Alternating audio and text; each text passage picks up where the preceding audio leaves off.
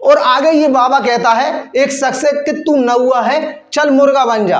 अब इसका मतलब ये नहीं है कि ये मुर्गा बना सकता है, आप मुर्गा बनने के लिए वहां जाते हो इसलिए ये मुर्गा बनाता है। अगर आपको पूजा ही करनी है और अर्जी अगर लगानी तो इन फर्जी लोगों के आगे क्यों लगानी है, सीधे भगवान के आगे अर्जी लगाइए ना। देखिए, जब से धीरेन्द्र शास्त्री सुर्खियों में आए हैं बागेश्वर धाम सरकार, तब से न जाने कितने पाखंडी बाबा और भी आ चुके हैं, बहुत ज्यादा ढोंगी बाबा आ चुके हैं। जब से ये बागेश्वर धाम सरकार सुर्खियों में आए हैं, इसका मतलब ये हुआ जैसे बरसाती मेंढक नहीं होते हैं, जैसे मौसम में बरसात के मौसम में मेंढक उछल उछल के आते हैं, इसी तरीके से बहुत सारे पाखंडी और ढोंगी बाबा भी उछल उछल कर अब सामने आने लगे हैं।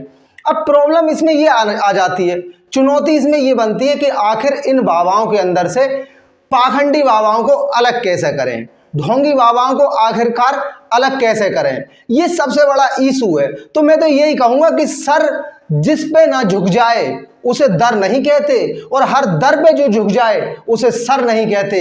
अब ये तुम्हें डिसाइड करना है आपको कहां पर सर झुकाना है, कौन सा दर आपको सेलेक्ट करना है।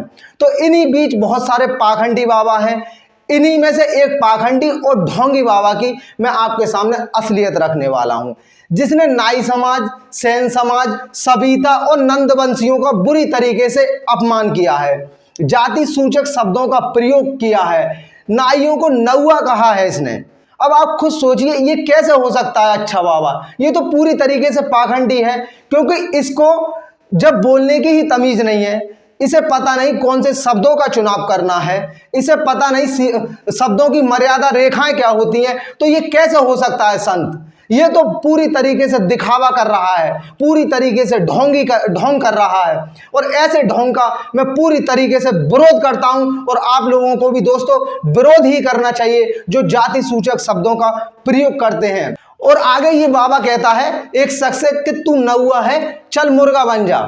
अब इसका मतलब ये नहीं है कि ये मुर्गा बना सकता है, आप मुर्गा बनने के लिए वहां जाते हो इसलिए ये मुर्गा बनाता है, क्योंकि आपने मान लिया ये तुमसे बड़ा है तो आप छोटे हो गए, क्योंकि आपने मान लिया कि ये ऊंचा है तो आप नीचे हो गए, क्योंकि आप खुद को नीचा मानते हैं इसलिए आप वो ऊंचा हो ही जाता है। वो अहंकार से अपने छाती को चौड़ी कर लेता है और आप अपने सर को कमजोर कर लेते हैं, झुका लेते हैं। ये आपकी नपुंसकता आपके समाज पर हावी हो रही है। और हमारे समाज में जितने ज्यादा सोए हुए लोग हैं, शायद ही किसी समाज में इतने सोए हुए लोग हों। अब आप कह रहे हैं कि इस पर कार्रवाई होनी चाहिए। कार्रवाई का मैं समझता हूं इस कार्रवाई से भी बड़ी एक कार्रवाई हो सकती है। आप इन लोगों के यहां पर जाना बंद कर दीजिए, आप इन लोगों से कोई भी राय लेना बंद कर दीजिए। मैं समझता हूं इससे बड़ी कार्रवाई हो नहीं सकती। और क्या कार्रवाई होगी, आप उसे बड़ा मानते हैं, आप उसे दार्शनिक मानते हैं, तो वो ऑटोमेटिक आपसे ऊंचा हो जाता है और आपको नीचा दिखाने का कोई भी कसर वो छोड़ता नहीं है। तो ये नहीं है कि ये पाखंडी बाबा जिम्मेदार है, आप खुद जिम्मेदार हैं अपनी प्रॉब्लम का। अब आप सोचिए, आप कहते हैं कि नेता लोग कुछ नहीं कहते, नेता लोग क्यों कहेंगे, नेता को भी जनता चुनती है, और दोस्तों बाबा को भी जनता चुनती है। अगर बाबा को अगर नेता कुछ कहेंगे तो बाबा नेता का विरोध करेगा। अब नेता, क्योंकि नेता के अंडर में भी बहुत सारी जनता है, आप जैसे लोग ही हैं, हमारे समाज के ही लोग हैं, तो वो टूट जाएंगे समाज के लोग उस नेता से, तो नेता इस वजह से कुछ कह नहीं पाएगा। इसके लिए सबसे बड़ी कार्रवाई यही होगी कि आप वहां पर जाना बंद कर दीजिए, और बेशर्मी की हद तब हो जाएगी आप दोबारा से वहां पे जाना शुरू कर देंगे। अगर आपको पूजा ही करनी है और अर्जी अगर लगानी तो इन फर्जी लोगों के आगे क्यों लगानी है, सीधे भगवान के आगे अर्जी लगाइए ना। इन फर्जी लोगों में आपके लिए क्या मिलेगा, जो नाइयों को नौआ कहता है, सविता सेन समाज का बुरी तरीके से अपमान करता है। अगर आप नहीं सुधरे तो मुझे नहीं लगता ये आपकी सघन नींद कभी टूटेगी, और मैं चाहता हूं कि ये नींद आपकी बहुत जल्दी से टूटे और इस पाखंडी के खिलाफ भी कोई बड़ी से बड़ी कार्रवाई हो।